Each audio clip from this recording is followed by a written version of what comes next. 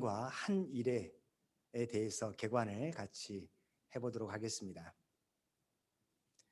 제가 요한계시록을 계속 읽고 묵상하고 또한 나누면서 참 이것을 어떻게 하면 잘 설명하고 요한계시록을 읽으시면서 기쁨과 감사함으로 주님 다시 오실 날을 기대하고 소망하게 할까 항상 기도하고 있습니다.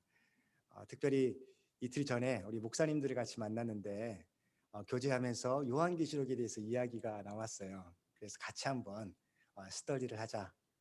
그리고 제가 한번 강의를 한번 하기로 했습니다. 그래서 우리가 같이 요한계시록의 말씀을 같이 나누고 또 배우고 마지막 때를 준비하는 우리 모두가 되었으면 좋겠습니다. 계속해서 반복이 되더라도 여러분 이해하시고요. 중요한 내용이니까 우리가 내 것으로 만드셨으면 좋겠습니다. 우리 본문의 8장 1절 말씀을 보게 되면 어린 양이 일곱째 인을 떼실 때 그 광경이 나옵니다. 일곱째 인을 떼실 때 하늘이 반 시간쯤 고요하더니 이제 일곱째 인을 떼니까 새로운 환상을 또한 사도 요한이 보게 되는데요. 한 반 시간쯤 고요하게, 그래서 앞으로 진행될 일이 얼마나 위중한 것인가, 그것을 우리에게 가르쳐 주고 있습니다. 그러면서 내가 봄에 하나님 앞에 일곱 천사가 서 있는 모습을 보게 되고, 그리고 그들이 일곱 나팔을 받았다, 그렇게 기록하고 있습니다. 이 내용이 무엇일까? 이제 8장과 9장을 보게 되면 일곱 나팔을 천사들이 하나씩 하나씩 불 때마다 어떤 현상들이 일어나는가 설명되어집니다. 이 내용은 다음 시간에 우리가 살펴보도록 하겠고요. 그리고 그 중간에 또한 3절부터 4절까지 보게 되면 우리 성경을 한번 찾아보실까요? 우리 3절 4절을 같이 한번 읽어보도록 하겠습니다. 또 다른 천사가 와서 제단 곁에 서서 금 향로를 가지고 많은 향을 받았으니 이는 모든 성도의 기도와 합하여 보좌 앞 금 제단에 드리고자 함이라. 향연이 성도의 기도와 함께 천사의 손으로부터 하나님 앞으로 올라가는지라. 여기에서 성도의 기도가 나오고요. 그리고 천사가 그 많은 향, 이 향은 성도의 기도를 가리키는 겁니다. 그래서 5장 8절에 보게 되면 이 향은 성도의 기도들이다, 이렇게 성경이 풀어주고 있습니다. 그래서 이것을 가지고 금 제단 앞에 딱 섰습니다. 보시면 4절을 보게 되면 향연이 성도의 기도와 함께 천사의 손으로부터 하나님 앞에 올라갔는데, 우리 5절을 한번 보세요. 5절을 보게 되면 천사가 향로를 가지고 제단에 불을 담아다가 땅에 쏟음에, 이 무슨 장면을 좀 그리시면 좋겠냐면요, 향을 가득 담아 가지고 하나님 앞에 섰어요. 그러니까 향을 이제 다 부은 것이죠. 부으고 그 빈 향로에 무엇을 채웠어요? 제단에 불을 담았습니다. 심판을 상징합니다. 그리고 땅에 쏟으니까 우레와 음성과 번개와 지진이 났다라고 그렇게 설명을 하고 있습니다. 이 우레와 음성과 번개와 지진이 하나님의 보좌에서 이제 불과 함께 땅에 쏟아질 때 나타나는 현상인데, 우리 11장 19절을 보시면 이에 하늘에 있는 하나님의 성전이 열리니 성전 안에 하나님의 언약궤가 보이며 또 번개와 음성들과 우레와 지진과 큰 우박이 있더라. 그 내용이 나옵니다. 그래서 11장 19절은 이제 두 증인의 사역이 끝나고 하나님께서 심판을 하실 때 그 막간을 설명하는 거잖아요. 그래서 이 우레의 음성, 번개, 지진이 나타나는 것은 이 땅의 마지막 심판을 가리키는 겁니다. 그래서 여섯째 인이 띄어졌을 때 마지막 심판이 시작된 것이고요. 계속해서 반복해서 심판의 내용들을 설명을 하고 있습니다. 그리고 16장 18절에도 번개와 음성들과 우레소리가 있고 또 큰 지진이 있어 얼마나 큰지 사람의 땅에 있어 온 이래로 이같이 큰 지진이 없었더라 하면서 마지막 심판에 대해서도 설명을 또 반복하고 있습니다. 그래서 이 일곱째 인을 떼어졌을 때 우리가 무엇을 생각을 하면 좋겠냐면요, 이 모든 것은 일곱째 인이 떼어졌을 때 그 속에 담겨져 있는 하나님께서 보여주시는 장면은 가장 첫 번째는 뭐였냐면 이제 하나님이 성도들의 기도, 이 기도가 누구의 기도일까요? 이제 모든 성도의 기도이기도 하지만 특별히 우리가 계속해서 살펴보았기 때문에 두 증인의 사역을 감당하였던 하나님의 말씀의 종들이 순교한 후에 5장에 나오잖아요. 그들이 이제 하나님 앞에서 6장에 보게 되면 다섯 번째 인이 떼어졌을 때 나오는 현상이죠. 하나님 앞에 우리의 원수를 언제 갚아주시겠습니까? 그 기도에 대한 응답이 바로 이제 8장 나오는 것입니다. 그래서 하나님께서 이제 그들의 기도에 응답하여서 이 세상을 공의와 정의로 심판하시는 그 내용을 전체적으로 한번 싹 그려주고 그 다음에 6절부터는 구체적으로 나팔 하나, 둘, 셋, 넷, 다섯, 여섯, 일곱 그 사이에 다섯째부터 일곱째까지는 독수리가 나와서 화 해가지고 여섯 번째, 다섯 번째, 여섯 번째, 일곱 번째는 굉장히 큰 내용이 나옵니다. 일곱 번째는 일곱 대접이 또 심판이 나오고요. 그 내용들이 심판의 내용들이 쭉 이렇게 펼쳐지는 것을 볼 수 있어요. 그래서 환란이 있겠고 그리고 심판이 있을 것이다. 그것을 일곱째 인이 떼어졌을 때 보여주는 내용입니다. 예수님께서도 마태복음 24장에 보시면 이 큰 환란에 대해서 이미 말씀을 해 주셨습니다. 제자들이 3절에 보게 되면 질문을 해요. 주의 임하심과 세상 끝에는 무슨 징조가 있사오리이까? 무슨 일이 벌어질까요? 그럴 때 예수님께서 뭐라고 대답하시냐면 너희가 사람의 미혹을 받지 않도록 주의하라라고 말씀하십니다. 그러면서 이제 여러 이야기를 나누시는데요. 9절 보시면 그때 사람들이 너희를 환란에 넘겨주겠으며 너희를 어떻게 한다고요? 죽이리니 너희가 내 이름 때문에 모든 민족에게 미움을 받으리라.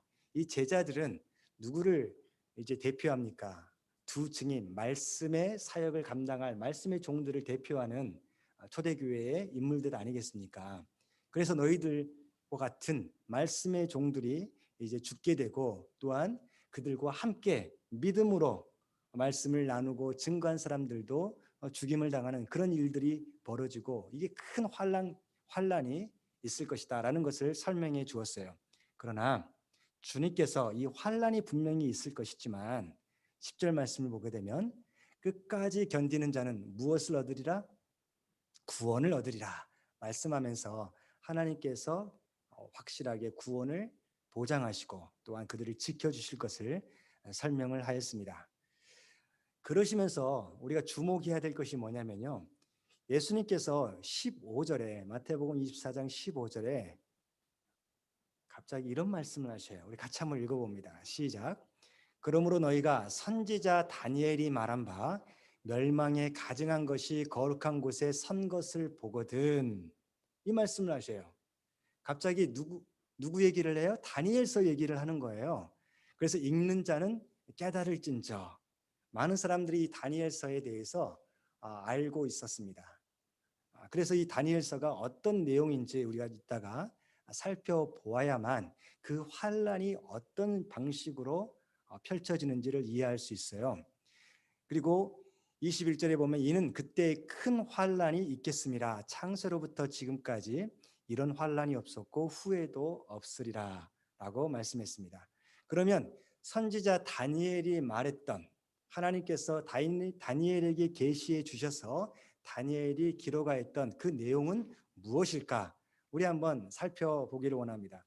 다니엘서 9장을 보시면 지난번에 간단하게 살펴보았지만 이제 70일에 대해서 설명을 하고 있어요. 우리 9장 25절 우리 같이 한번 읽어보겠습니다. 시작. 그러므로 너는 깨달아 알지니라 예루살렘을 중건하라는 영이 날 때부터 기름 부음을 받은 자 곧 왕이 일어나기까지 7이레와 62이레가 지날 것이요 그 곤란한 동안에 성이 중건되어 광장과 거리가 세워질 것이며 라고 말씀했습니다. 여기에서 노란색으로 밝게 하이라이트를 한 것이 뭐예요? 이레라는 표현이에요. 7이레가 나오고 62이레가 있습니다. 그러면 총 몇 이레예요? 69이레. 별로 어렵진 않죠. 예, 69이레가 있고 나중에 또 마지막 한 일에 대해서 설명을 해서 이것을 70일이라고 통틀어 그렇게 이야기를 합니다. 근데 이 일회를 어떻게 번역을 하느냐, 이게 이제 중요한데요. 이 일회라는 단어는 샤부아라는 단어를 사용했어요. 이 샤부아라는 단어는 이제 일회라고 한국말로 번역되었는데 세븐이라는 뜻입니다. 원래는 세븐. 그리고 이게 날을 표할 때는 샤부아가 7일 이렇게 번역이 될 수도 있고요. 때로는 1년을 해가지고 7년 이렇게 번역되기도 하고요. 어떤 사람들은 또한 weeks 해가지고 7주 이렇게 번역도 합니다. 영어 성경을 보시면 7 weeks라고 이렇게 많이 번역이 되어 있어요. 그런데 이제 그 히브리어 성경을 바로 영어로 직역한 성경이 있어요. 그게 YLT 성경인데 그 1800년, 1890년대에 번역된 성경인데 굉장히 저는 성경을 공부할 때는 그 성경을 굉장히 참조를 많이 합니다. 왜냐하면 직역으로 번역을 했기 때문에 리터럴 트랜스레이션을 했기 때문에 도움이 많이 돼요. 거기에서 이제 그냥 샤브아라고 그렇게만 쓰여졌고요. 그래서 이것을 그 7 days or years라고 이렇게 해석할 수 있다 나오지만 많은 학자들은 대부분의 학자들은 years로 여기에서 번역을 하는 게 맞습니다. 그러니까 이제 7일에 62일에가 있을 것인데 언제부터요? 처음 7일에는 예루살렘을 중건하라는 영이 생겼 그 날 때부터 예루살렘의 포로로 그 사람들이 포로로 다 잡혀가서 성전도 무너지고요, 성벽도 무너지고요, 다 무너졌습니다. 그리고 이제 고레스 칙령에 서 다시 돌아가면서 성전도 다시 세워지고요, 그리고 성벽도 세워져서 예루살렘 성이 다시 재건되는 것이 나옵니다. 그게 이제 7년 7 7 샤브하니까 그러면 몇 년이 되겠어요? 49년 그렇게 잡을 수가 있는 것이죠. 그 다음에 26절을 보게 되면 62일에 예루살렘이 다시 재건된 후에 기름 부음 받은 자, 그러니까 예수 그리스도께서 오실 때까지 62 샤브아 그렇게 설명을 했으니까 몇 년이 되겠어요? 내가 계산을 해놨는데 430년 맞죠? 예. 그렇게 아무튼 됩니다. 확인해 보세요. 아마 62일을 지납니다. 그런 다음에 62일의 후에 기름 부음을 받은 자가 끊어져 없을 것이고 이제 예수님께서 십자가에 돌아가시고 부활하시고 승천하셔서 이 땅에 안 계시잖아요. 그 후에 장차 한 왕의 백성이 와서 그 성읍과 성소를 무너뜨립니다. 이게 이제 그 안티오코스 아피파네스에 의해서 다시 무너지는 헬라 왕에 의해서 무너지는 그런 일들을 직접적으로는 그 역사를 이야기하지만 또한 영적으로는 그 마지막 이제 이 한 이래를 우리가 볼 수가 있습니다. 아무튼 장차 한 왕의 백성이 와서 그 성읍과 성소를 무너뜨립니다. 근데 실제적으로 AD 70년에 그 성전이 무너졌고요. 그리고 예루살렘이 회파가 되었습니다. 그리고 또 끝까지 전쟁이 있으리니 황폐할 것이 작정되었다라고 이야기를 하고요. 그다음 27절 우리 같이 한번 읽어봅니다. 시작. 그가 장차 많은 사람들과 더불어 한 이레 동안의 언약을 굳게 맺고 그가 그 이레의 절반에 제사와 예물을 금지할 것이며 또 포악하여 가증한 것이 날개를 의지하여 설 것이며 또 이미 정한 종말까지 진노가 황폐하게 하는 자에게 쏟아지리라. 네, 여기에서 잠깐만 이게 파워포인트를 제가 만들었는데 이게 사라져 버렸네요. 일의 절반, 이 절반이 라는 그 히브리어를 우리가 좀 생각을 해봐야 되는데요. 이 절반이라는 단어가 어떤 뜻으로도 많이 쓰이냐면 이제 미들 영어로 번역하면 미들 중간에 그리고 어떤 때는 half 절반 이렇게 표현도 되고요. 그래서 우리 한국 성경에서는 절반으로 번역을 했습니다. 그러나 이제 많은 경우 미들 어떤 도중에 중간에라는 표현으로 많이 번역이 되고요. 또 이제 파트를 나눌 때 한 파트를 시작될 때 그렇게 한 파트가 끝나고 새로운 파트가 시작될 때를 또 이 단어를 사용을 하기도 합니다. 이게 하치라는 단어예요. 이 하치라는 단어가 그렇게 쓰여서 예를 들어서 룻기서를 보게 되면 룻기 이제 한밤중에 이제 그 보아스의 그 텐트로 들어가잖아요. 그럴 때 한밤중에 그게 이제 하치라는 단어를 사용했습니다. 그러니까 한밤에 딱 절반을 딱 잘라서 그 시각에 딱 들어가는 건 아니겠잖아요. 밤중에 어느 때에 이렇게 우리가 이해할 수 있습니다. 그래서 이 일회의 어느 한 그 중간 지점쯤 어떤 때에 제사와 예물을 금지할 것이다라고 이야기를 합니다. 그리고 포악하며 가증한 것이 날개를 의지하여 설 것이다. 이게 이제 예수님께서 마태복음 24장에 나온 가증한 것이 서거든 이란 뜻이에요. 예배가 금지가 되고요. 그리고 우상이 세워집니다. 그럴 때 이제 마지막 한 일회가 끝나면 심판이 있을 것이다. 그렇게 가르쳐 주시는 거예요. 이것을 제가 도표로 한번 만들어 보았습니다. 그 70일에와 마지막 한 일에 그것을 다니엘서 9장 25절부터 27절을 좀 더 그 비주얼하게 우리가 쉽게 이해하기 위해서 도표를 이렇게 만들어 봤는데요. 예루살렘이 다시 성전이 아니에요. 성전을 포함해서 예루살렘 성이 다시 재건해라. 그 명령이 떨어질 때부터 7일에 49년 후에 재건이 됩니다. 그리고 62 샤브아가 지난 다음에 누가 이 땅에 오셔요? 예수 그리스도께서 오신 거예요. 그 다음에 이 기름 부음 받은 자 예수님께서 승천하심을 통하여서 이 땅에는 이제 끊어지게 됩니다. 그리고 난 다음에 예언됐던 것처럼 성전이 파기됩니다. AD 70년에. 그리고 이 중간에 기간이 명시되지 않은 기간이 쭉 있어요. 그리고 마지막 한 일에 우리가 방금 읽어보았잖아요. 그 한 일에는 마지막 때를 가리키는데 그때 우리가 요한계시록을 통하여서 첫째 인을 딱 떼게 되었을 때 어떤 말이 나왔죠?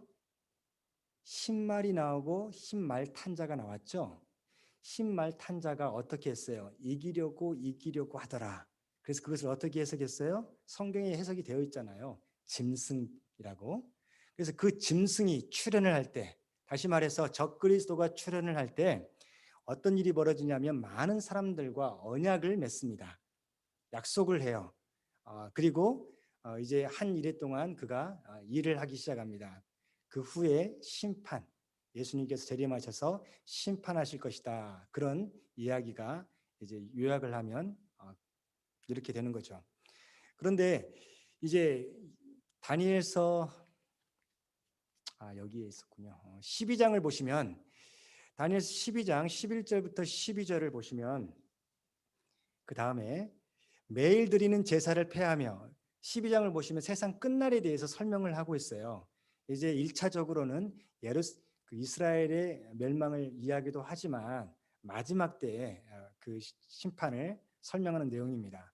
그래서 매일 드리는 제사를 폐하며 멸망하게 할 가증한 것을 세울 때부터 1290일을 지낼 것이요.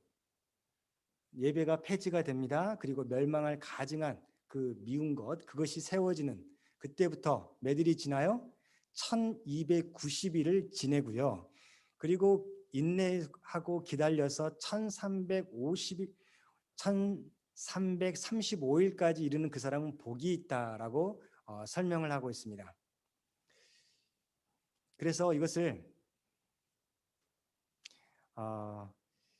생각을 하면서요. 우리 아까 보지 못했던 그 데살로니가 후서를 보게 되면 2장 3절 4절을 같이 한번 읽어보겠습니다. 시작. 누가 어떻게 하여도 너희가 미혹되지 말라.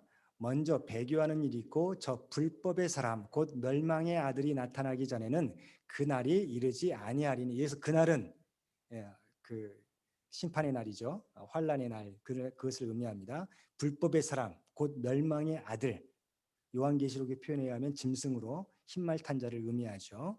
그리고 4절 읽습니다. 그는 대적자라 신이라고 불리는 모든 것과 숭배함을 받는 것에 대항하여 그 위에 자기를 높이고 하나님의 성전에 앉아 자기를 누구라고? 하나님이라고 내세운다라고 이야기하고 있습니다. 그러니까 이것을 이제 한번 그 도표를 보면요, 이게 이제 한 일회예요, 여러분. 마지막 한 일회, 요한계시록 한 일회를 제가 좀 정리를 해본 겁니다. 그러면 한 일회가 어떻게 시작됩니까? 짐승의 출현과 함께 시작돼요. 지난 시간에 몇 가지 비밀에 대해서 배웠죠? 네 가지 비밀에 대해서 배웠어요. 그 네 가지가 뭐였어요? 촛대의 비밀, 별의 비밀, 촛대의 비밀, 짐승의 비밀, 음녀의 비밀, 이렇게 네 가지가 배웠죠. 그래서 6장의 인이 떼어질 때부터 그들이 동시에 같이 일을 하기 시작한다. 그 얘기를 우리가 설명을 들었습니다.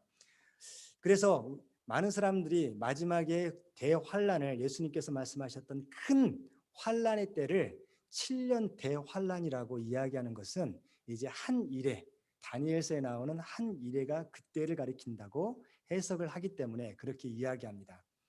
그래서 이 한 일회를 7년이라고 딱 잡으셔도 큰 무리는 없겠습니다. 이 한 일회, 마지막 일회에 그 기간이 어떻게 시작되냐면 두 증인도 사역을 시작을 하게 돼요. 짐승만 사역을 하는 게 아니에요. 그리고 교회도 계속해서 두 증인과 함께 하나님의 말씀을 땅 끝까지 복음을 전하는 그 일을 합니다.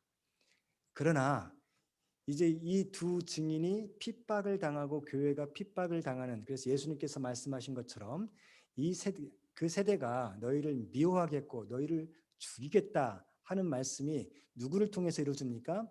짐승과 또한 그와 결탁된 음녀의 세력과 하나가 돼서 계속해서 같이 짐승의 출현과 함께 시작되는 것이죠. 이걸 그림을 좀 그리면 참 좋겠어요. 그래서 이 네 가지 비밀이 동시에 6장 인을 떼면서부터 착 펼쳐지기 시작합니다. 그런데 우리가 살펴보았잖아요. 두 증인도 사역을 몇 일 동안 합니까? 1260일 동안 예언의 말씀을 증거합니다. 그러니까 두 증인의 사역을 감당하는 하나님의 말씀의 종들이 준비가 되었지 않으면요, 하나님께서 좀 기다려 주시는 것 같아요. 그리고 그래서 다니엘서에 나오는 그 바람을 붙잡고 있도록 주님께서 말씀을 하셔요. 아직 환란의 때가 준비가 안 됐는데 환란이 시작되고 짐승이 출현해버리면 어떻게 돼요? 다 고난을 당하고 힘들어지니까 말씀의 종들을 준비하시는 내용이 이제 7장 1절부터 8절과 10장에 나오는 것이죠. 그래서 1260일 동안 사역을 합니다. 근데 짐승도 몇 달 동안 사역을 합니까? 42달 동안 사역을 합니다.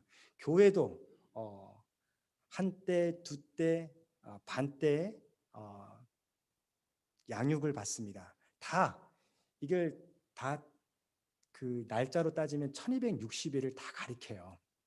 그래서 일단은 제 설명이 이게 미래적인 내용이기 때문에요. 여러분들이 저를 믿으시면 아멘으로 받으시면 되겠고요. 그러나 이제 아닐 수도 있다라는 것을 제가 솔직하게 말씀을 드립니다. 근데 저는 그렇게 믿어요. 그리고 성경을 제가 해석을 하면서 이렇게 해석하는 것이 그래도 가장 건강하고 바른 해석이다. 저는 그렇게 생각을 합니다. 그래서 이제 두 증인이 1260일 동안 사역을 하고 성경 그대로 우리가 따라가는 거예요. 그런 다음에 그 중간에 전쟁이 일어나요. 그게 이제 다섯 번째 나팔이 분을 때 나타나는 유브라데 전쟁. 그리고 그 전쟁을 통하여서 이제 그 믿음의 사람들이 핍박을 당하고요. 두 증인들이 순교를 하게 됩니다. 아무튼 그렇게 순교를 당하게 되어서 죽고 다시 하나님께서 부활시키셔서 승천하는 내용이 분명히 11장에 나옵니다. 그때가 환란의 때부터 시작을 해가지고 1260일이에요. 그런데 1290일이 다니엘서에 나왔잖아요. 1290일은 이제 언제부터 1290일인가 성경을 다시 한번 자세히 보시면 예배를 금지하고 매일 드려지는 제사 계속 되어지는 그 제사가 끊어지고 그리고 또한 멸망에 가증한 것이 그 날개가 세워지는 성전에 세워지는 그때입니다. 그러니까 예배가 금지되고 나중에 그 예배 금지부터 시작해 가지고 하이라이트가 뭐겠어요? 하이라이트는 이제 짐승이 자기가 하나님이다 선포하는 그때가 반드시 나옵니다. 그때 언제부터 1290일이 시작되는지는 알 수가 없어요. 그래서 짐승의 출현과 함께 제가 이해하기로는 어떻게 되냐면 이제 인이 떼어질 때 나타났던 전쟁과 기근과 사망들이 계속해서 쭉 이어지고요. 그 도중에 성경을 보게 되면 왕들이 자기의 능력과 권세를 짐승에게 주는 내용이 나와요. 우리 아까 그 다니엘서 보게 되면 이 짐승이 사람들과 그 언약을 맺었잖아요. 그래서 언약을 맺습니다. 그리고 이제 왕들이 그 짐승에게 권세를 다 유임을 해버립니다. 그리고 이 음료는 무슨 세력을 가리킨다고요? 하나님을 대적하고 그리고 또한 하나님을 믿는 자들을 핍박하는 그런 모든 세력을 총칭해서 이야기합니다. 그래서 만몬의 신에 절하는 자들 될 수도 있는 거고요. 아무튼 세상의 정치, 경제, 문화 모든 영역에서 하나님의 법과 뜻을 따르지 아니하고 사단의 인도대로 살아가는 그 사람들, 충실한 사람들, 그 사람들 모두가 그 세력을 가리켜서 음료라고 할 수 있어요. 처음에는 여러분이 잘 보시면 이 짐승과 음료가 같이 함께 사역을 합니다. 나중에 어떻게 되냐면 이 짐승이 음료를 죽여버려요. 그래서 모든 것을 자기가 딱 나갑니다. 그게 언제라고 저는 이해를 하냐면 자기가 하나님임을 선언할 때 그때가 이제 음료도 다 폐하여 버리고 자기 마음대로 해버리는 그런 때가 있을 것입니다. 그런데 이제 환란의 때가 시작되면서 그 우리가 언제부터 예배 금지가 정확하게 되는지는 우리가 알 수 없지만 그러나 이 환란의 때가 시작되면서부터 그 13장을 보게 되면 짐승의 활동이 나오잖아요. 그래서 신성 모독의 말들을 계속하고 하나님의 사람들을 미워가는 그런 일들을 시작부터 합니다. 그렇기 때문에 제가 이해하기로는 예배를 금지하는 그런 행위들을 계속은 할 거예요.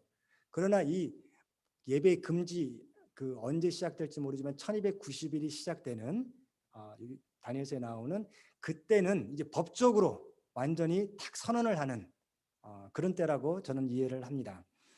그리고 그 짐승 가운데 13장을 보시면 요한계시록 13장을 보시면 바다에서 올라온 짐승이 죽었다 살아난 그런 모습이 나와요. 그게 어떤 모습인가? 이것은 정확히 알 수 없어요. 이건 게싱을 하는 건데요. 이제 이러지 않을까? 적그리스도가 이제 이런 식으로 등장하지 않을까? 어떤 굉장히 사람들의 추종을 받고 그렇게 많은 권세를 그래서 왕들로 대표되는 모든 나라들이 그를 서포트하고 함께 하는데 그가 이제 암살을 당했을 수도 있겠어요. 쉽게 여러분에게 그냥 설명을 해드리는 거예요. 이게 꼭 그렇다 그렇게 이해하시면 여러분 안 됩니다. 일단 제가 이해하는 바를 쉽게 설명을 해드리면 암살을 당해서 죽었어요. 죽었는데 다시 살아나는 거예요. 그게 13장에 나오는 내용이에요. 그래가지고 이제 거짓 선지자들과 땅의 임금들이 그 죽었다 살아난 예수님 흉내를 내는 거죠. 그 짐승을 경배하도록 그렇게 만드는 그런 내용들이 벌어질 것입니다. 아무튼 이렇게 예배 금지가 시작되고 그리고 또한 적그리스도가 자기가 하나님이다 딱 선포하여서 그때는 이제 더 이상 예배가 드릴 수가 없는 거예요. 지금 여러분 팬데믹의 예배 중지 이건 그런 얘기가 아닙니다. 지금 환란 때가 아니에요. 그렇기 때문에 그것을 지난 시간에 제가 설명해 드렸죠. 이 7년 대환란이라고 볼 수 있는 예수님 말씀하신 큰 환란의 때를 우리가 미리 예방 접종하듯이 그렇게 이 팬데믹을 보냈으면 좋겠다. 사람들이 예배를 참여하지 아니하고 또한 정부가 방역을 통하여라는 명목으로 믿음의 그런 자유권을 박탈하는 이런 일들이 지금 시도가 되고 있잖아요. 그런데 이것은 방역을 위한 거기 때문에 우리가 받아들여야 됩니다. 그러나 나중에 환란의 때는 이 시도가 아니에요. 안 그러면 이제 죽게 만들고요. 그리고 짐승의 표를 주게 줍니다. 짐승의 표를 줘서 그 표가 없으면 이제는 경제 활동을 할 수가 없고요. 그래서 완전히 정말 광야 생활을 할 수밖에 없는 그런 때가 분명히 옵니다. 그래서 여러분 짐승의 표를 이마에다 받고 여기다 받고 하는 뭐 바코드나 아니면 베리칩이나 아니면 백신이나 그렇게 해석하는 것은 굉장히 좀 잘못된 해석이라고 저는 생각을 합니다. 그런 게 아니에요. 지금 그 연습을 한다고 우리가 생각을 하면 그래도 조금 이해는 돼요. 그러나 이 인이라는 것은 이 하나님의 백성들도 하나님의 종들에게도 이마에 인치잖아요. 그러면 하나님의 말씀의 종들도 다 이마에 인이 받아야죠. 똑같이 문자라면 그런 것을 우리가 좀 생각을 할 필요가 있어요. 그래서 지금은 여러분 짐승의 표에 대해서 걱정할 필요가 지금은 없습니다. 지금은 믿음을 준비해야 될 때예요. 그것을 우리가 좀 잘 생각을 했으면 좋겠습니다. 그리고 이제 첫 번째부터 네 번째 인이 이 환란기 쭉 펼쳐지고요. 그리고 다섯 번째 인이 떼어지는 것은 그 14만 4천 하나님의 인침받은 말씀의 종들이 승천을 하고 그리고 하나님께 들림 받고 그들이 이제 외치는 소리가 7장 아니 그 14장에 나오잖아요. 그런 내용들 우리가 설명을 할 수 있습니다. 그리고 6장에 나오는 다섯째 인을 떼면서 그들의 기도 그리고 8장에 나왔던 그들의 기도가 등장을 합니다. 그리고 이제 주님께서 여섯 번째 인을 떼시면서 심판이 시작되고요. 그리고 이제 이 심판은 다섯 가지 심판이라고 이렇게 여러분이 이해하시면 좋습니다. 인이 떼어지면서 여섯 번째 인이 떼어지면서 보여지는 그 심판이 먼저 나오고요. 그 심판의 시작이라고 저는 생각을 합니다. 그리고 계속해서 이 환란 마지막 때에 반복적으로 이제 설명을 해주고 있어요. 일곱째 때 인을 떼면서 나오는 현상들 중에 계속해서 14장 17절부터 20절을 보게 되면 이제 포도송이 심판이 나옵니다. 포도송이 심판이 나와서 알곡과 그리고 이제 곡식과 포도송이를 가르는 하나님이 심판하시는 그런 내용이 나오고요. 16장에는 특별히 일곱 번째 나팔이 불려져 가지고 일곱 대접이 땅에 쏟아지면서 마지막 일곱 번째 대접이 쏟아질 때 이제 심판의 내용들이 쭉 나옵니다. 그래서 이것을 대접 심판이라고 볼 수가 있는 것이죠. 그리고 18장에 보게 되면 음료를 심판하는 내용이 나옵니다. 바벨론 심판, 음료 심판이죠. 그 19장을 보게 되면 예수님께서 재림하셔서 이제 땅에 짐승과 그와 결탁했던 모든 임금들이 마지막 예수님과 최후의 전쟁을 벌이고 그들을 패하시고 심판하시는 그 내용이 나옵니다. 그래서 여러분 그 마지막 부분에 이렇게 다섯 가지 심판이 계속해서 반복적으로 강화되어서 확실하게 이 심판은 있다라는 것을 가르쳐 주시면서요. 마태복음 24장 22절에 예수님께서 한마디 말씀을 하셨어요. 무슨 말씀을 하셨냐면 24장 21절을 보게 되면 예수님께서 이는 그때에 큰 환란이 있겠음이라 창세로부터 지금까지 이런 환란이 없었고 이후에도 없으리라 이렇게 우리 읽었잖아요. 그러면서 22절에 보게 되면 그 날을 감하지 아니하면 모든 육체가 구원을 얻지 못할 것이나 그러나 택하신 자들을 위하여 그 날들을 감하시리로다. 그래서 날들을 감해 주신다라는 말씀을 분명히 예수님께서 하셨어요. 저는 예수님의 말씀이 가장 중요하다고 생각을 하기 때문에 예수님의 말씀을 가지고 요한계시록에 적용을 해보면 그러면 우리가 마지막 일이니까 7년으로 생각을 할 수 있잖아요. 7년인데 이 7년까지 기다리시면 너무 이제 큰 환란 가운데 모든 사람들이 다 죽게 되고 너무나 큰 고통을 당하시니까 예수님께서 그 날을 감해 주신다. 그래서 얼만큼 감해 주신다는 내용은 나오지 않아요. 그래서 그 정확한 시점은 제가 표시를 할 수가 없는 것이고요. 그러나 감화는 7년 안에 좀 더 들어올 것이다. 그렇게 우리가 생각을 할 수가 있겠습니다. 이것을 이제 그 요한계시록 전체를 우리가 살펴보면서 다시 한번 보겠는데요. 큰 세 부분으로 요한계시록은 나눠진다고 말씀드렸잖아요. 앞부분 1장, 2장, 3장은 하나님께서 하나님의 종들 그리고 또한 촛대 교회들을 지키시면서 교회들에게 주신 메시지예요.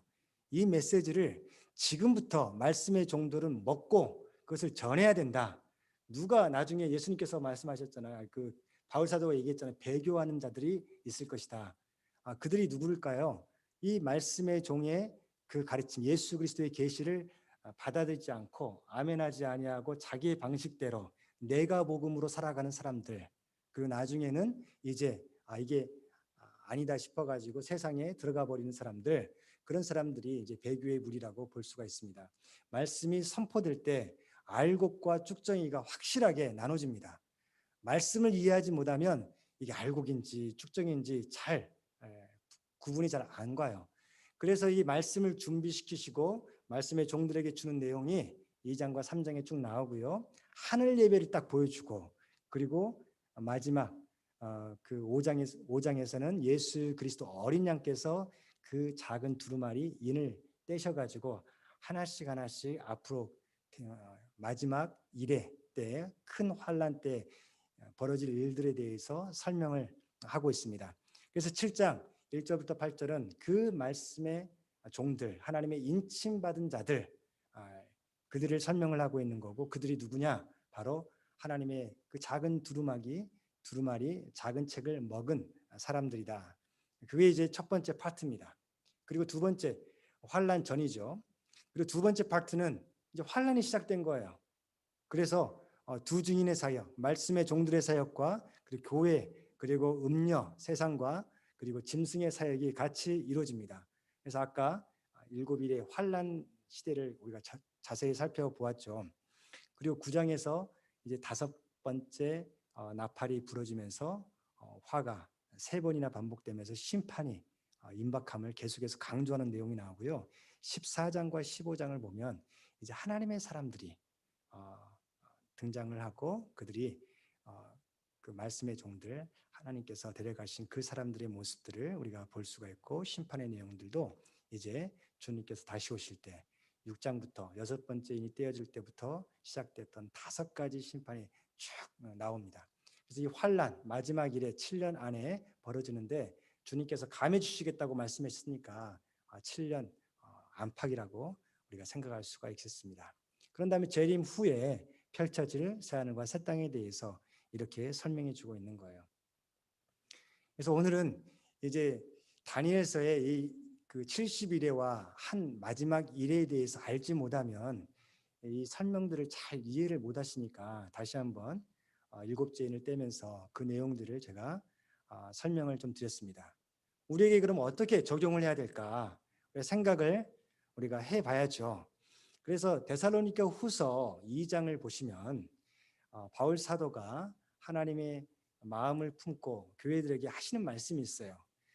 이 바울 사도도 삼층천에 다녀왔다라고 표현을 하고 있잖아요. 그러니까 이 계시에 대해서 마지막 환란에 대한 계시를 그도 보았을 것입니다. 하나님께서 가르쳐 주었을 거예요. 그래서 이제 교회들에게 설명을 해주는 거예요.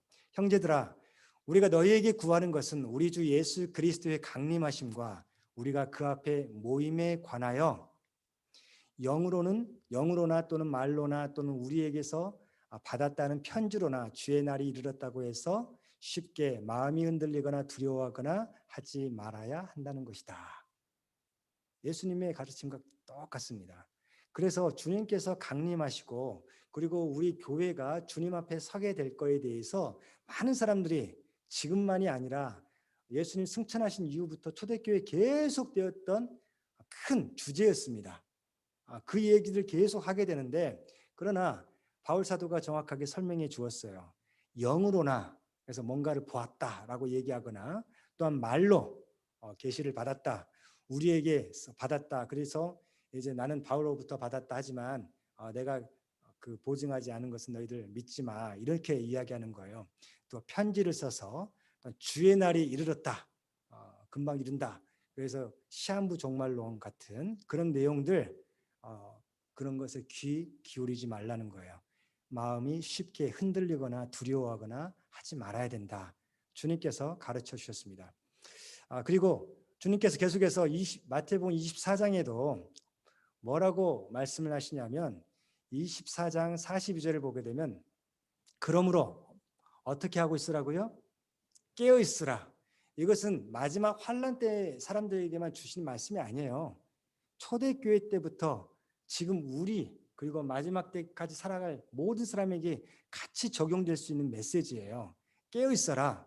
어느 때에 너희 주가 임할는지 너희가 알지 못한다. 그리고 44장을 보게 되면 이러므로 너희도 준비하고 있어라.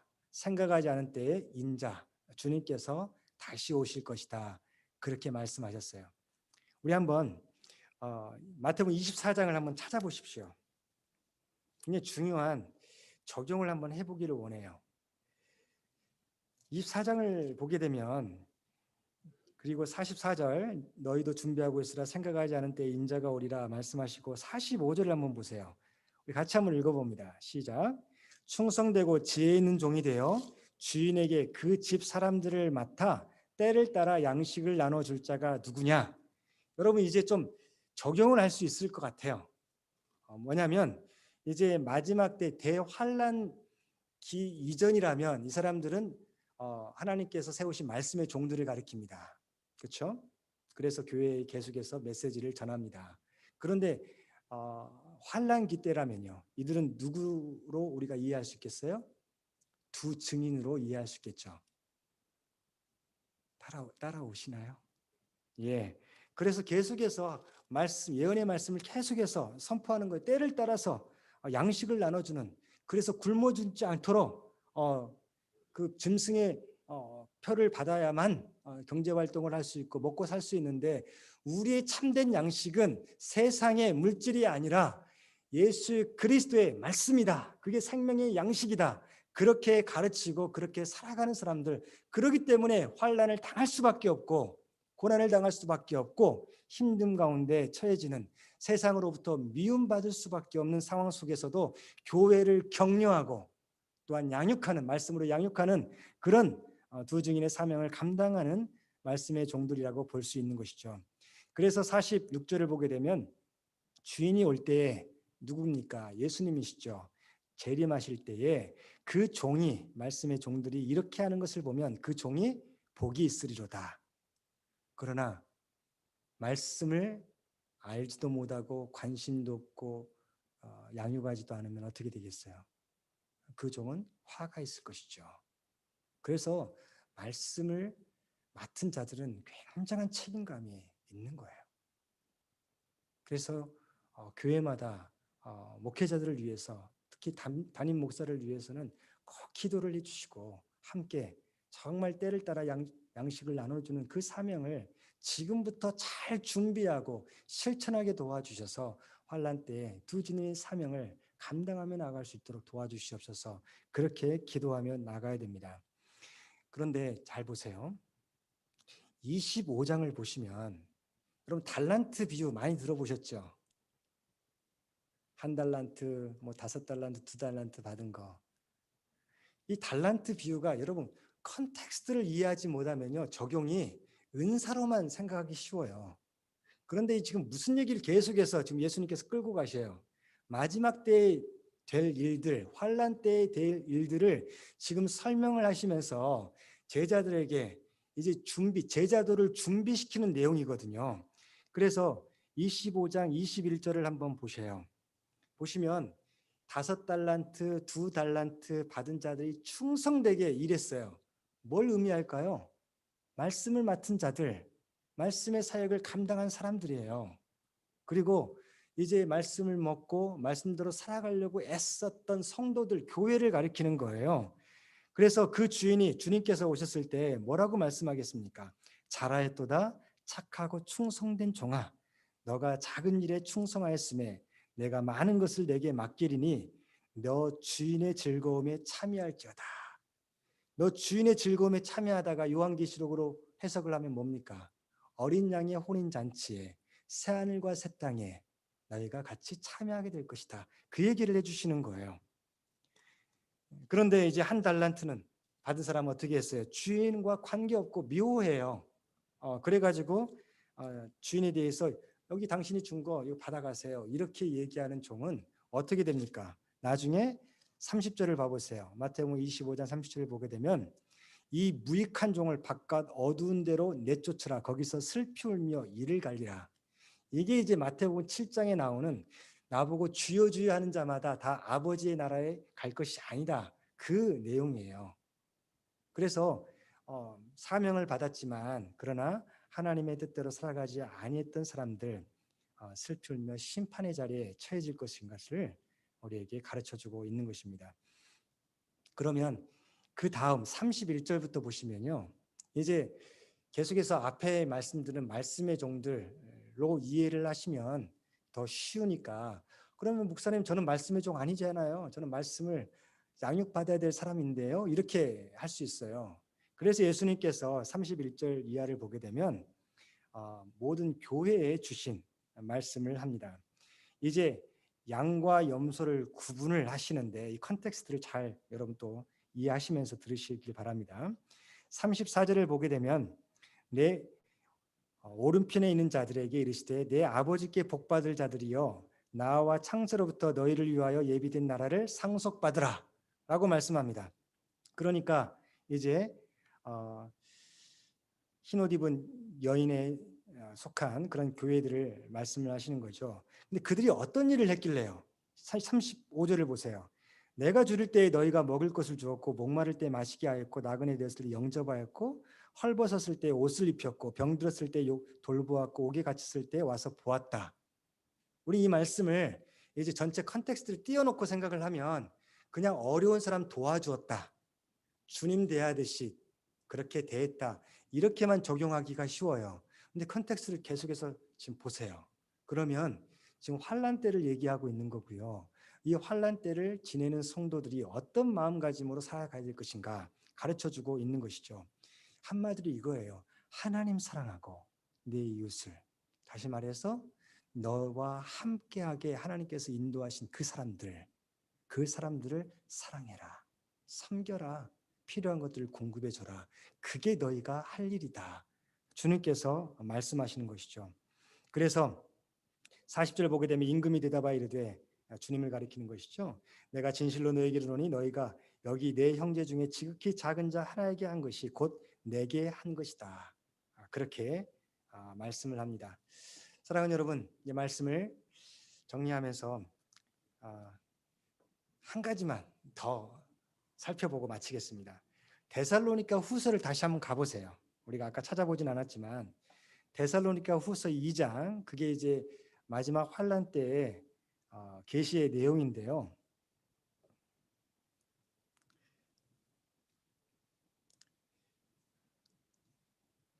8절을 보시면 제가 가진 성경으로는 335페이지입니다. 신약 성경. 데살로니가 후서 2장 8절을 보시면 그때에 불법한 자가 나타나리니, 이제 이해가 되실 거예요. 이게 무슨 말씀인지. 짐승을 가리키는 것이죠. 적그리스도를 가리키는 겁니다. 주 예수께서 그 입의 기운으로 그를 죽이시고 강림하여 나타내심으로 패하시리라. 이제 마지막 심판 때 그 시작과 끝을 지금 얘기를 해주시는 거예요. 그리고 9절을 보게 되면 악한 자의 나타남은 사탄의 활동을 따라 모든 능력과 표적과 거짓 기적과 불의의 모든 속임으로 멸망하는 자들에게 있으리니 이는 그들이 진리의 사랑을 받지 아니하여 구원함을 받지 못함이라. 이게 요한계시록 지난 시간에 살펴봤던 13장에 나오는 그런 내용입니다. 그들도 기적을 일으켜요. 예수 그리스도의 흉내를 내는 거예요. 삼위일체 하나님의 흉내를 내기 시작하는 거예요. 그러나 11절 말씀, 12절은 굉장히 우리에게 도전이 되는 말씀입니다. 이러므로 하나님이 미혹의 역사를 그들에게 보내사 거짓 것을 믿게 하심은 하나님께서 거짓 것을 믿게 하셨더라고. 그 주권이 하나님께 있다라고 지금 설명을 하고 있는 거예요. 12절 같이 한번 읽어봅니다. 시작.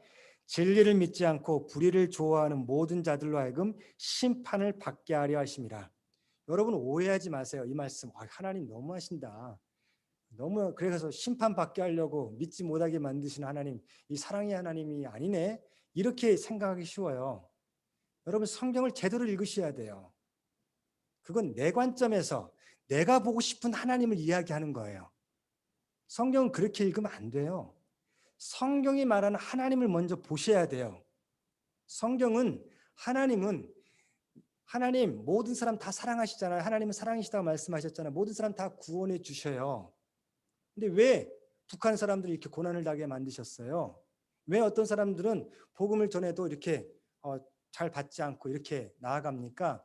이렇게 하면서 하나님의 사랑에 대해서 좀 의심하고 그리고 못 믿었고 못마땅하게 생각하는 경우가 가끔씩 있습니다. 실제적으로. 근데 그 관점을 내려놓으셔야 돼요. 그건 바른 성경적인 관점이 아니에요. 모든 주권은 하나님께 있어요. 하나님께서 하실 겁니다.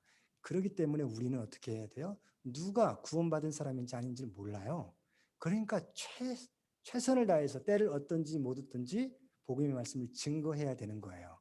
그래서 전했는데 받아들이지 않으면요 털고 다른 사람한테 하면 되는 거예요. 그래서 모든 사람들이 다 복음을 듣고 인격적으로 예수 그리스도의 주되심을 인정하고 하나님 앞에 믿음으로 나오는 그 사람들은 다 구원을 받게 될 것입니다. 그 사람들이 모아지기 전까지 하나님께서 지금 기다리신다는 거예요. 그런데 12절 다시 한번 보시면 진리를 믿지 않고 불의를 좋아하는 모든 자들, 선택이 자기에게 또 있어요. 그렇죠? 자기가 불의를 선택을 하는 거예요. 계속해서. 그러다 보니까 불의를 좋아하는 모든 자들, 이것을 누가 같이 일을 합니까? 짐승과 또한 음녀가 돈을 사랑하게 만들고요. 명예와 또 세상 쾌락을 사랑하게 만들면서 그 속에 빠져서 하나님의 말씀이 들려지지 않게 만듭니다. 말씀을 읽어도 말씀을 들어도 기도를 하려고 해도 되지 않는 그런 상황 가운데 나와집니다. 나중에 어떻게 되겠어요? 하나님을 떠나게 되겠죠. 그게 이제 배교하는 자라는 것을 표현을 했고요. 또한 짐승에게 경배하는 자, 그들이 바로 666표, 짐승의 표를 받게 되는 자들을 가리키는 거예요. 그래서 진리 믿지 않고 불의를 좋아하는 사람들은 어떻게 된다고요? 짐승과 함께, 이제 제가 거의 덧붙여 드리는 겁니다. 짐승과 음녀와 모든 이 땅의 왕들과 함께 하나님을 인정하지 않았던 모든 그런 세력들과 함께 심판을 받게 되고 그리고 이를 갈며 슬피 울게 될 것이다. 그렇게 우리가 이해할 수 있게 됩니다. 사랑하는 여러분, 여러분들이 요한계시록을 한 번도 안 읽어보신 분들은 무슨 말인가 이렇게 들을 수 있어요. 근데 이 메시지를 계속해서 반복해서 좀 들으시고요. 그리고 한번 쭉 읽어보세요. 그러면 이제 그림이 좀 그려지기 시작합니다. 하나씩 하나씩 이제 읽어 나가게 되면 이제 디테일한 영적으로 우리가 잘 알 수 없는 그런 부분들은 우리가 함부로 그 해석을 할 수는 없어요. 그러나 많은 경우 이제 구약과 연결되어서 성경 지식이 있는 사람들은 그 내용이 뭔가를 알게 해 주셨어요. 그래서 요한계시록의 말씀이 그리 어렵지 않고요. 한마디로 말해서 이겁니다. 너희들 이거 거꾸로 한번 보세요. 진리를 믿고 하나님의 의를 좋아하는 사람들은 구원을 받게 될 것이다. 그것을 우리에게 가르쳐 주고요. 지금 선택을 해야 된다. 만약에 하나님의 말씀이 들려지지 않고 예배가 드리는 것이 즐겁지도 않고 기다려지지도 않고 하나님과 함께하는 거 이거 굉장히 관심에 하나도 없다면 빨리 지금 하나님의 말씀 앞에 무릎을 꿇고 나의 죄를 회개를 해야 돼요. 회개를 안 하니까 그런 마음이 안 생기는 거예요. 회개를 하게 되면 하나님께서 가르쳐 주시고 그리고 겸손하게 하나님의 은혜 가운데 나가게 하십니다. 우리 사랑하는 모든 우리 믿음의 형제 자매들이 마지막 주님이 다시 오실 그날에 다 하나님의 구원에 동참하고 그리고 기쁨과 감사함으로 찬양하며 나아가는 우리 모두가 되기를 주님의 이름으로 축원합니다. 기도하겠습니다. 하나님 아버지 감사합니다.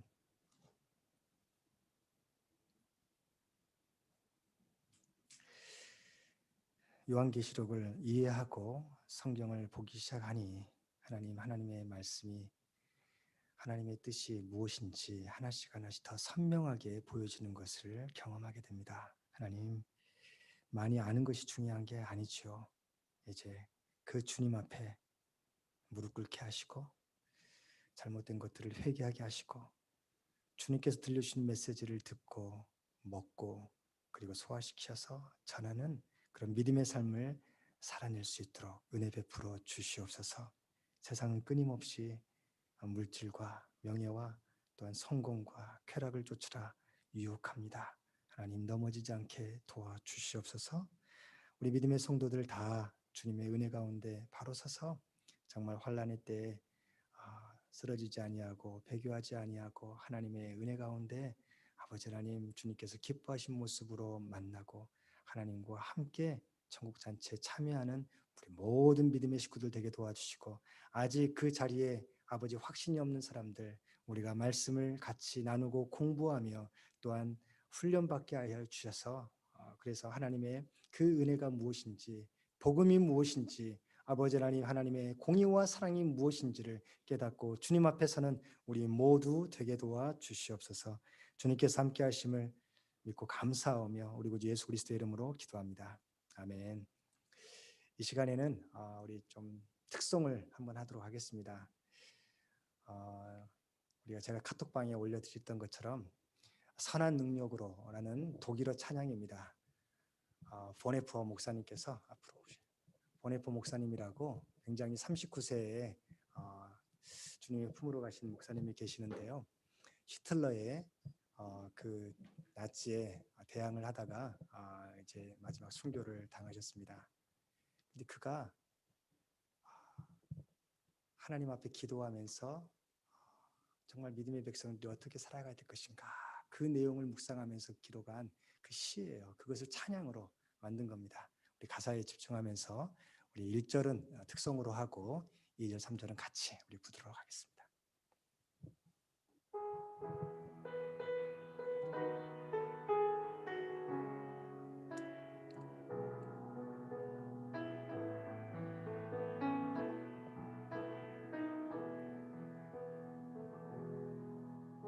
주 선한 능력으로 안으시네,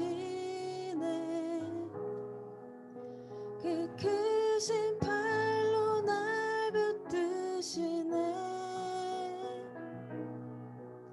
절망 속에도 흔들리지 않고 사랑하는 주 얼굴 구하리. 주 선한 능력으로 안으시네, 그 크신 팔로 날 붙드시네. 절망 속에도 흔들리지 않고 사랑하는 주 얼굴 구하리. 선한 능력으로 일어서리. 주만을 지으리. 믿음으로 우리 고대 안에 주 오실 그날, 영광의 새날을 맞이하리. 우리 같이 찬양합니다. 이전의 괴로움 날 애워싸고 고난의 길을 걷는다 해도 주님께 모두 맡긴 우리 영혼, 끝내 승리의 날을 맞으리. 아멘. 그렇습니다. 선한 능력으로 일어서리 주만을 의지하리 믿음으로 우리 고대 안에 주 오실 그날 영광의 새날을 맞이하리 주님이 마신 고난의 쓴잔을 주님이 마신 고난의 쓴잔을 우리도 감사하며 받으리 주님의 남 고난 채워가며 예수와 복음 위에 살리라 아멘 선한 능력으로 일어서리 주만 의지하리 믿음으로 우리 고대 안에 주 오실 그날 영광의 새날을 맞이 우리 같이 한번 기도하겠습니다. 기도하면서 하나님 정말 환난을 준비하는 믿음의 사람들 되게 도와주시옵소서. 정신 차리고 내가 지금 어디에 서 있는지 알게 도와주시고 하나님 주님 우편에 양과 같은 모습으로 서 있게 도와주시고 지금부터 말씀을 먹고 배우고 아버지 하나님 함께하여서 아버지 하나님 온유한 심령으로 모든 백성들에게 하나님의 복음의 말씀을 전하는 하나님의 사람들이 될 수 있도록 주여 함께하여 주시옵소서. 우리 같이 기도하며 나아갑니다. 하나님 아버지 감사합니다. 주님 이 시간에 아버지 하나님 하나님의 종들이 아버지 또한 하나님의 교회가 말씀을 먹고 아버지 진리의 말씀을 따라서 아버지 믿음으로 살아가기를 결단하며 소원하며 기도하며 나아갑니다. 주여 아버지 하나님 붙잡아 주시옵소서. 아버지 진리의 말씀을 아버지 하나님 분별하여서 알게 도와주시고 아버지 하나님 주님의 말씀을 붙잡고 아버지 하나님 믿음으로 살아내게 도와주시고 아버지 하나님 우리의 삶을 돌아보며 아버지 성령께서 인도하시는 대로 아버지 성령께서 가라고 하시는 대로 순종하며 아멘 하며 나아가는 우리 모두가 될 수 있도록 주여 도와주시옵소서. 아직도 아버지 그 은혜를 알지 못하고 아버지 성령의 인도하심을 알지 못하고 살아가는 아버지 많은 주의 백성들이 있사오니 아버지 하나님 우리 교회를 통하여서 우리 사랑하는 믿음의 형제 자매들을 통하여서 아버지 주님을 인격적으로 만날 수 있도록 주여 우리를 사용하여 주시옵소서. 아버지 우리 믿음의 가족들 가운데 아버지 하나님 육신의 가족들 가운데 아버지 하나님 또한 우리의 지인들과 아버지 하나님 우리 동료들 가운데 아버지 세상 사람들 이웃들 가운데 하나님의 말씀을 알지 못하고 아버지 세상의 물질과 쾌락과 아버지 하나님 자기중심주의로 살아가는 수많은 사람들이 있습니다. 아버지 하나님 정말 사단이 아버지 그 입에 빠져 있는 자들을 아버지 그 다윗이 사자의 입을 아버지 찢고 아버지 그 양들을 구해냈던 것처럼 아버지 하나님 우리도 아버지 그 이상한 영혼들을 구원하여 나가는 믿음의 사람들 될 수 있도록 주여 함께하여 주시옵소서. 그러기 위해서 우리가 결단하고 담대하며 아버지 하나님 기도의 삶을 말씀의 삶을 살아가야겠습니다. 주님 함께하여 주시옵소서. 주여 인도하여 주시옵소서. 주여 함께하여 주시옵소서. 우리 다 같이 한번 자리에서 일어나셔서 우리 찬양으로 우리의 심령을 우리의 마음을 봉헌하는 시간을 갖도록 하겠습니다. 주 선한 능력으로 하시네 그 크신 팔로 날 붙드시네 절망 속에도 흔들리지 않고 사랑하는 주 얼굴 구하리 아멘 선한 능력으로 이소서리 아멘. 믿음으로 일어섭시다. 의지하리 믿음으로 우리 고대 안에 주 오실 그날 영광의 새날을 맞이 우리 한 번 더 찬양합니다. 선한 능력으로 선한 능력으로 일어서리 주만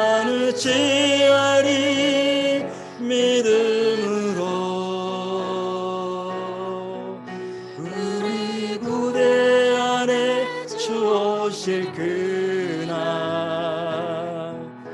영광의 새날을 맞이하리.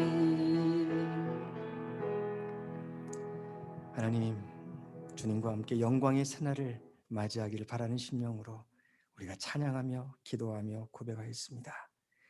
또한 우리의 삶이 이제 주님의 것인 것을, 아버지 하나님, 주님 하나님의 인침받은 사람이라는 것을, 소유권이 내게 있는 게 아니라 하나님께 있음을 고백하며 이제 우리에게 주어진 모든 것들 하나님의 뜻대로, 아버지 하나님이 원하시는 대로 가족을 부양하며 자녀들을 키우며, 또한 아버지 하나님 이 세상에서 하나님의 믿음의 사람으로 살아가기 위하여서 사용하고, 아버지 하나님 또한 구별하여서 하나님의 교회에 또한 말씀 사역과 복음 증거 사역을 위하여서 아버지 하나님에게 귀한 물질을 봉헌하는 아버지 하나님 귀한 심령들이 여기 있사오니 이들을 기억하여 주시고 은혜를 베풀어 주시옵소서. 아버지 하나님 돈에 노예되지 않게 도와주시고 만몬의 신에 절하지 않게 도와주시고, 아버지 하나님 주님만이 나의 주님이시여 주님의 뜻과 식대로 살아가겠다고, 아버지 하나님 선한 인생을 살아가겠다고 다짐하는 그 복된 심령 가운데 주님, 이제부터 아버지 하나님 하나님의 은혜와 믿음의 능력과 아버지 하나님 세상을 승리하는 하나님의 사람으로 주님께서 성령 충만하게 이끌어 주시옵소서. 아버지 하나님을 향하여서 간구하고 기도하는 아버지 모든 제목들마다 주님께서 하시오니 들어주시고 응답하여 주시고, 먼저 그의 나라와 의를 구하는 자들에게 모든 것을 더하여 주시겠다고 약속하셨사오니 하나님 주님께서 함께하여 주시옵소서. 육신의 질병도 주님 치유하여 주시옵소서. 하나님께서 함께하여 주셔서 우리 자녀 문제도, 아버지 부모님의 문제도, 아버지 하나님 직장의 문제도, 아버지 하나님 또한 기업의 모든 문제도, 관계의 문제도 다 주님 앞에 내어놓습니다. 주님께서 주장하여 주시고 아버지 하나님 주님께서 인도하여 주시옵소서. 하나님께서 우리를 통하여서 아버지 일하실 것을 믿습니다. 아버지 하나님 우리 모두가 다 믿음의 용사들 되게 도와주시고 서로를 격려하며 서로에게 아버지 하나님 하나님의 뜻과 식대로 살아가자고 아버지 하나님 힘을 실어주는 믿음의 형제 자매들, 하나님의 가족들 다 될 수 있도록 주여 도와주시옵소서. 특별히 우리 아버지 말씀을 맡은 아버지 말씀의 종들, 아버지 하나님 목회자들과 선교사들에게 은혜를 베풀어 주시고 함께하여 주시옵소서. 아버지 하나님 정말 작은 것에 충성하는 아버지 하나님 그 믿음을, 신실함을 갖게 도와주시고, 아버지 하나님 맡겨진 사명을 잘 감당하며 나아갈 때 주님께서 칭찬하시며 아버지 하나님 우리의 사명을 통하여서 많은 백성들이 주님 앞에 아버지 나오고 복음을 인하여서 하나님의 자녀가 되고 기뻐하며 세상의 삶의 이유와 목적을 발견하며 믿음으로 나아가는 때 귀하게 쓰임받을 수 있도록 주여 역사하여 주시옵소서. 마지막 때에 교회가 타락하며 성도들이 세상에 쫓아가며 아버지 하나님 구별되지 못하는 삶을 살아가는 경우가 얼마나 많은지 우리의 모습을 통해서도 많이 보고 있습니다. 하나님 회개하오니 주님 믿음으로 살아가게 도와주시옵소서. 말씀으로 돌아가게 도와주시옵소서. 성령의 인도하심 가운데 순종하며 살아가는 하나님의 주의 종들 다 될 수 있도록, 믿음의 교회 될 수 있도록 역사하여 주시옵소서. 어둠의 권세 틈타지 못하도록 주여 막아주시고, 아버지 인간적으로 약한 부분이 있을지라도 주님께서 주의 날개로 보호하여 주시고 함께하여 주시고 공급하시는 능력으로 인하여서 아버지 하나님 세상을 승리하는 하나님의 사람들 다 되게 도와주시옵소서. 주님께서 우리와 함께 하심을 믿고 감사하며 우리 구주 예수 그리스도의 이름으로 기도드리옵나이다. 아멘. 사랑하는 우리 믿음의 형제자매들이여, 이제 평안한 마음으로 말씀을 가슴에 품고 세상에 돌아가십시오. 선한 일에 용기를 가지고 악을 악으로 갚지 마십시오. 항상 연약한 자를 도우며 병든 자를 찾아보고 어려움 당한 이웃을 돌아보십시오. 모든 사람을 차별 없이 존귀 여기고 서로 사랑하십시오. 하나님을 마음과 뜻과 정성을 다해 사랑하고 주님의 나라를 위해 헌신할 줄 알며 먼저 하나님의 나라와 의를 구할 줄 아는 그 삶을 훈련하며 힘쓰시기 바랍니다. 모든 일을 믿음과 사랑으로 행하고 어떤 상황 속에서도 결코 믿음과 소망을 포기하지 마십시오. 항상 기뻐하고 쉬지 말고 기도하며 범사에 감사하는 주님께서 기뻐하시는 우리를 향하신 하나님의 뜻을, 그 믿음의 삶을 살아내는 하나님의 자녀가 되기를 바랍니다. 우리 하나님 아버지께서는 자녀된 우리 모두를 항상 사랑으로 돌보시고 영원토록 우리와 함께 하실 것입니다. 이제는 우리의 구주 되신 예수 그리스도의 은혜와 하나님 아버지의 극진하신 사랑하심과 성령님의 이루 교통 역사 충만하심이 이제 하나님의 말씀을 인하여서 영적인 눈을 뜨고 영적인 잠에서 깨어나서 주님 앞으로 믿음으로 힘있게 나아가는 하나님의 모든 백성들과 그들에게 속한 모든 자녀들과 가족과 기업과 사역 모든 곳 위에 이제부터 영원토록 함께 하시기를 간절히 축원하옵나이다. 아멘.